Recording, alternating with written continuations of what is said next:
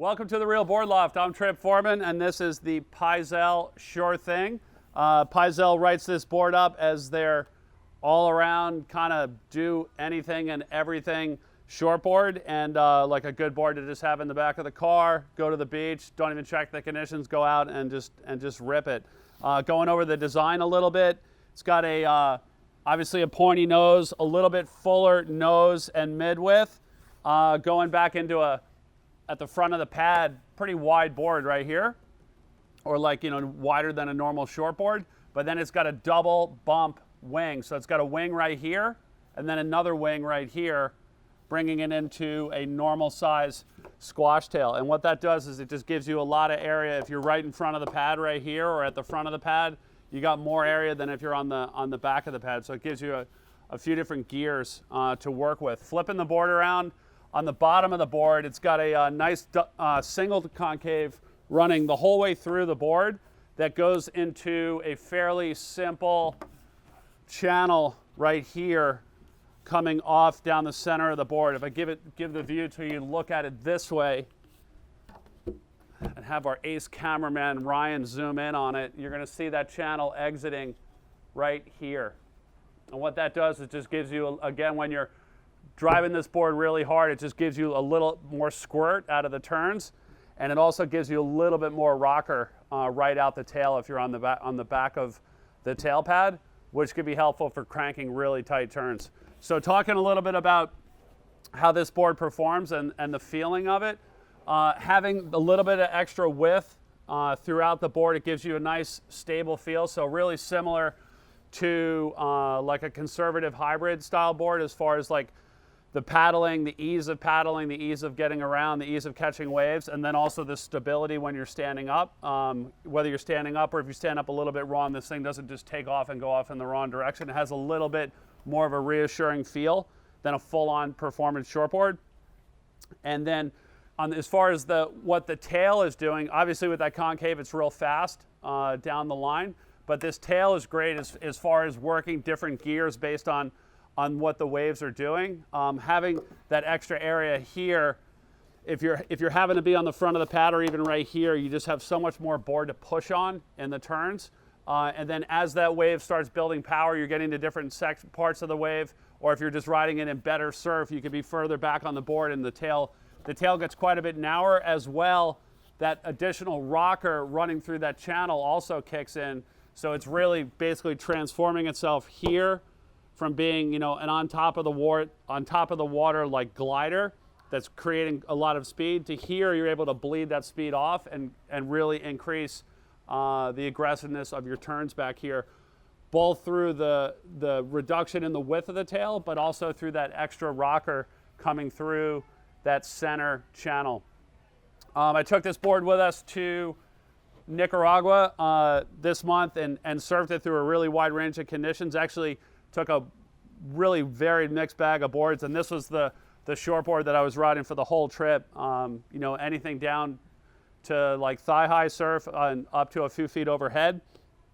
Really impressive board as far as the performance. I think when a lot of people get this board, they're going to be getting it, or some people will be getting it as like an in-betweener, kind of like you would have your gravel board and then a Sure Thing, and then you would have your performance board. And for that surfer, like where this board really worked well was that a lot of those boards can be really flat and they go fast down the line, but they don't really make good turns. Where this board, even in the super small stuff, it really still likes being in the pocket of the wave and creating speed in the pocket of the wave, where a lot of the flatter boards, they don't really fit in the pocket anymore. They go kind of out in the shoulder and they make a lot of horizontal speed, and then you're wrapping it back in, where this board really likes to be tight in the pocket and to be pocket surfed. A lot of that coming from having the extra curve in the tail through these bumps, and then also through having that extra rocker.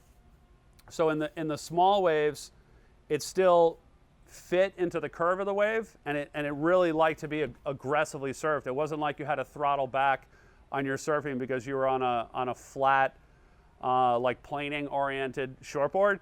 It still had a good amount of outline curve and bottom curve in the board, so it really fit well into the pocket of that wave. And the better that the surf got from there, the board just kept surfing, you know, more and more fun, more and more aggressive, and able to lay out some really nice turns on.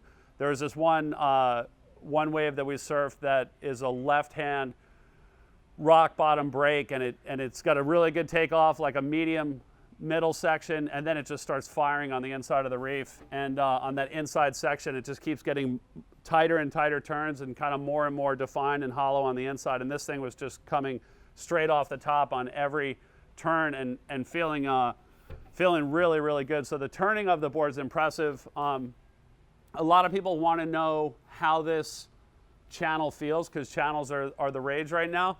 It just gives you a little bit more traction. Like when you're pushing hard off the bottom of the wave, it just gives you like a squirt to come off of the bottom. If you think back to, like, anything that has a concave, and it's going to give you like more drive out of the turns. And this channel is acting like another concave with a V straight down the middle of it, and you're pushing off of it in conjunction with the fins and the rail line. It just gives you a little bit more squirt out of that turn and a little bit more grip out of the turns as well. But you're also feeling that rocker line, that accelerated rocker line in the middle of the channel, and that's allowing you to turn harder and more vertical off the bottom. So super fun board for those type of turns. And it's nice if you're going from your groveler to this board versus like taking a giant step from your groveler to a narrow performance board, because a lot of people avoid the super narrow performance boards just because it's such a jump from their wide groveler to the narrow performance board. Where this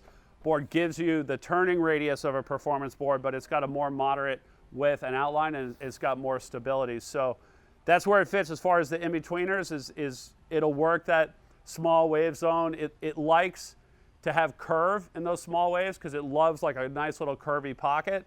I think the other place where it'll fit well is for people who are used to surfing wider boards, whether it be a groveler or a hybrid, and they're just looking for that next step, something that's going to have the same foam and the same outline and the same feel and the same confident feeling and just really like a good, stable, fun, easy to surf board, but they want like the next level of performance. And that's where this board fits in well, is that it has all those similar traits to a board that you're already used to, but it has the ability to turn harder. So, and again, that's through a bunch of different things: the rocker, the foil, the rails, and then everybody wants to come back here and focus on the tail again, that double bump, and then the channel. The fins that I rode it with throughout the week down in Nicaragua, these are the John Larges by Futures. I rode it with this setup as a thruster. I also rode it with these front fins, and then 4-inch and 3 3/4-inch trailers. And then also rode it with the Roberts large Generation Series 5-fin, both as a thruster and as a quad, and found a lot of things that I liked about both of them. The wave that we were surfing, I ended up riding it as a quad most of the time, but also really liked it as a thruster. So it's the Pyzel Sure Thing, and good like all-around shortboard. It's got a little bit of hybrid influence as far as like the tail shape and like the lower rocker in the nose, the wider nose, but just a super fun board for a variety of conditions, and it just loves the pocket, man. Like on a really nice hollow zipping wave, this thing really gets its go on.